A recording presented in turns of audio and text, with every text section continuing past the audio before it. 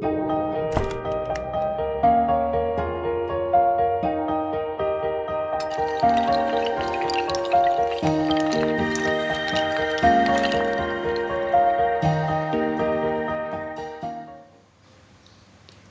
Student, और हम preparation कर रहे हैं इस सब्जेक्ट इकोनॉमिक्स की, जो कि रिलेटेड है यूपी पीजीटी, टीजीटी और जीआईसी लेक्चरर की। जो भी स्टूडेंट इकोनॉमिक्स की प्रिपरेशन कर रहे हैं, तो मैं ये सारे वीडियोस जो है इन्हीं से रिलेटेड डाल रही हूँ।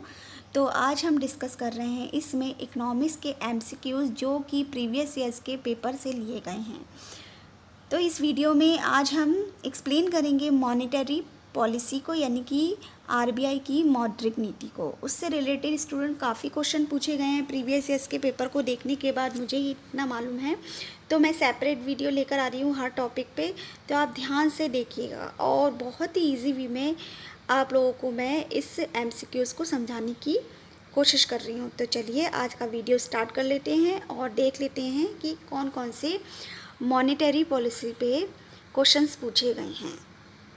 तो स्टूडेंट, वीडियो को स्टार्ट करने से पहले जिन्होंने भी अभी तक मेरे चैनल को सब्सक्राइब नहीं किया है, तो वो सब्सक्राइब कर ले और ये वीडियो लास्ट तक देखिए। अगर आपको ये वीडियो अच्छा लगता है तो इसे लाइक ज़रूर करिए और शेयर ज़रूर करिए, ताकि और भी स्टूडेंट जो कि कंपटीशन की तैयारी कर रहे हैं सब्जेक्ट इकोनॉमिक्स की, तो उनके लिए ये वीडियो लाभदायक हो सके। तो चलिए स्टूडेंट, देख लेते हैं हम पहले क्वेश्चन को। पहले क्वेश्चन में बोला गया है, मुद्रा एवं साख की मात्रा को नियंत्रित करने की नीति को क्या कहते हैं? ऑप्शन ए राजकोषीय नीति, ऑप्शन बी मौद्रिक नीति, या सी व्यापारिक नीति, या डी कीमत नीति। तो स्टूडेंट, इसका सही ऑप्शन है ऑप्शन बी मौद्रिक नीति। मुद्रा यानी कि मनी सप्लाई को इकोनॉमी में कंट्रोल करने के लिए और जो बैंक से संबंधित जितनी भी क्रियाएं होती हैं उनको नियंत्रित करने के लिए आरबीआई जो होता है वो मॉनेटरी पॉलिसी यूज़ करता है, और इसको हिंदी में कहते हैं मौद्रिक नीति। तो मुद्रा एवं साख की मात्रा को नियंत्रित करने के लिए, यानी कि कंट्रोल करने के लिए मौद्रिक नीति का यूज़ किया जाता है। सेकंड क्वेश्चन देख लेते हैं, केंद्रीय बैंक द्वारा व्यवहार में लाई गई खुले बाजार की क्रियाओं का उदाहरण है। तो स्टूडेंट, आप खुले बाजार की क्रियाओं की डेफिनेशन जानते ही होंगे कि खुले बाजार को इंग्लिश में कहते हैं ओपन मार्केट ऑपरेशन, और ये जो अपनाई जाती है विधि वो केंद्रीय बैंक द्वारा अपनाई जाती है, और केंद्रीय बैंक हमारा जो है वो है रिजर्व बैंक ऑफ इंडिया। तो ऑप्शन में दे रखा है सुनारों को स्वर्ण की बिक्री, ऑप्शन बी है व्यापारिक बैंक तथा अन्य वित्तीय संस्थानों को सरकारी प्रतिभूतियों की बिक्री, या ऑप्शन सी विदेशी विनिमय बैंकों को डॉलर की बिक्री, या डी उपयोग में से कोई नहीं। तो जो ओपन मार्केट ऑपरेशन है स्टूडेंट, जो कि केंद्रीय बैंक द्वारा यूज़ किया जाता है, इसमें केंद्रीय बैंक क्या करता है, व्यापारिक बैंकों और अन्य जो वित्तीय संस्थान होते हैं उनको गवर्नमेंट सिक्योरिटी सेल एवं परचेस करता है, यानी कि इसका सही ऑप्शन जो है वो बी है।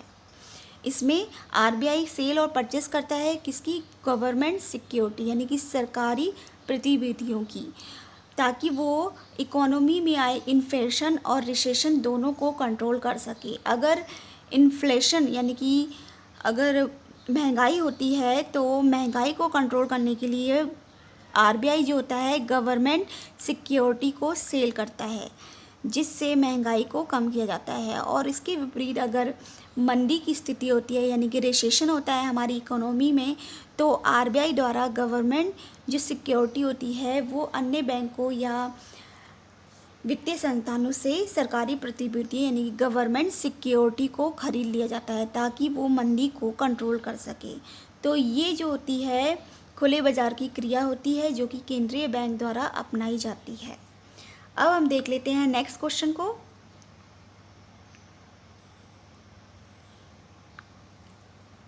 नेक्स्ट क्वेश्चन है, नोट निर्गत करने का एक अधिकार प्राप्त है, यानी कि नोटों का निर्गमन जो किया जाता है वो किस बैंक द्वारा किया जाता है?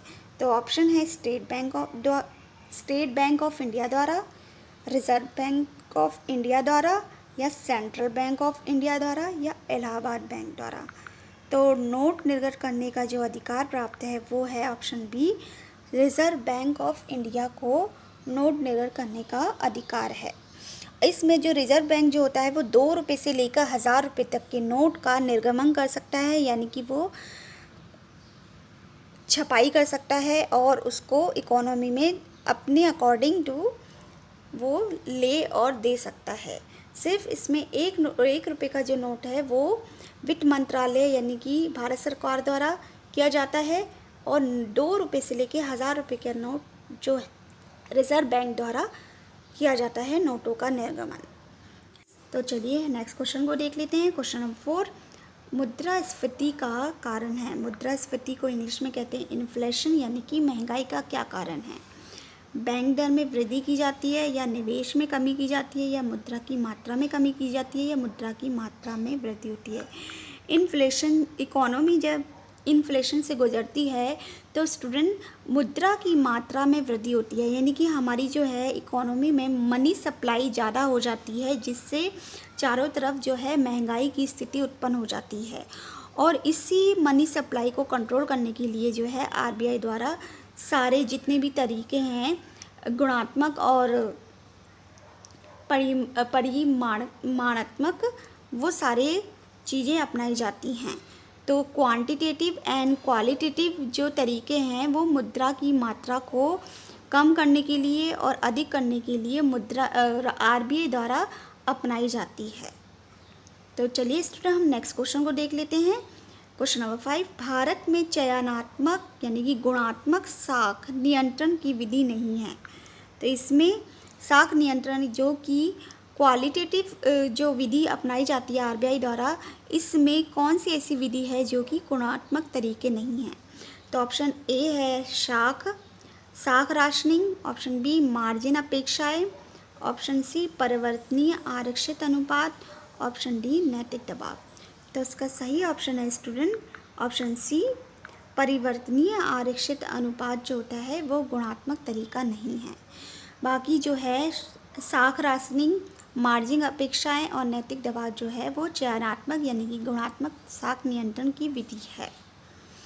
अब हम देख लेते हैं नेक्स्ट क्वेश्चन को। क्वेश्चन नंबर 6,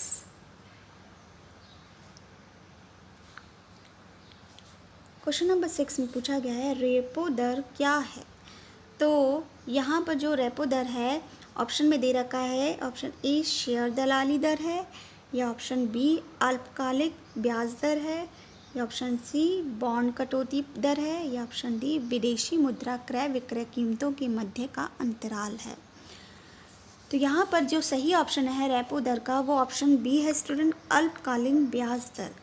यानी कि रेपो दर जो होती है वो आरबीआई द्वारा यूज़ की जाती है, और रेपो दर जो है शॉर्ट टर्म इंटरेस्ट जो है वो दर कहलाती है। यानी कि शॉर्ट टर्म के लिए इसमें लोन दिया जाता है अल्पकालीन यानी कि थोड़े समय के लिए, और ये जो समय होता है स्टूडेंट एक रात का भी हो सकता है, यानी कि 1 नाइट के लिए भी रेपो दर निर्धारित कर जो आरबीआई होती है वो बैंकों को लोन देती हैं, या फिर इसमें जो दर होती है वो 3 महीने के अंतराल के बीच में भी होती है, यानी कि जैसे कि 7 दिन का, 14 दिन का, 28 दिन का, इस तरह का भी लोन दिया जाता है। रेपो दर में आरबीआई जो होती है वो अपने अकॉर्डिंग जो दर होती है वो निर्धारित करती है। ये 6% से लेकर यानी कि 2% से लेकर 6% तक की लोन की दर होती है, और ये जो है शॉर्ट रन के लिए बैंकों को ऋण प्रदान किया जाता है इसमें। ठीक है, तो नेक्स्ट क्वेश्चन देख लेते हैं। क्वेश्चन नंबर 7, भारत में मुद्रास्फीति पर नियंत्रण रखने के लिए भारतीय रिजर्व बैंक निम्न में से कौन से उपाय अपनाता है। यानी कि भारत में जो महंगाई की स्थिति उत्पन्न होती है तो रिजर्व बैंक ऑफ इंडिया कौन कौन से उपाय अपनाता है। तो ऑप्शन है बैंक दर में परिवर्तन, ऑप्शन बी खुले बाजार की क्रियाएं, या ऑप्शन सी नगद रिजर्व अनुपातों को बढ़ाना, या इनमें से सभी। तो सही ऑप्शन है इसका ऑप्शन बी, इनमें से सभी। यानी कि रिजर्व बैंक ऑफ इंडिया महंगाई को नियंत्रण करने के लिए ये सारे तरीके अपनाता है। बैंक दर में वो कमी और वृद्धि करता है। खुले बाज़ार की क्रियाएं यानी कि इसमें क्या करता है, वो सरकारी प्रतिभूतियाँ यानी कि गवर्नमेंट सिक्योरिटी को सेल और परचेस करता है। और नगद रिजर्व अनुपातों को बढ़ाता भी है, कम भी करता है। नगद रिजर्व अनुपात को CRR कहते हैं स्टूडेंट, और SLR भी। ये सारे जो टेक्निक यानी कि यंत्र होते हैं जो कि रिजर्व बैंक द्वारा महंगाई को नियंत्रित करने के लिए अपनाए जाते हैं। अब हम देख लेते हैं नेक्स्ट क्वेश्चन को, क्वेश्चन नंबर 8।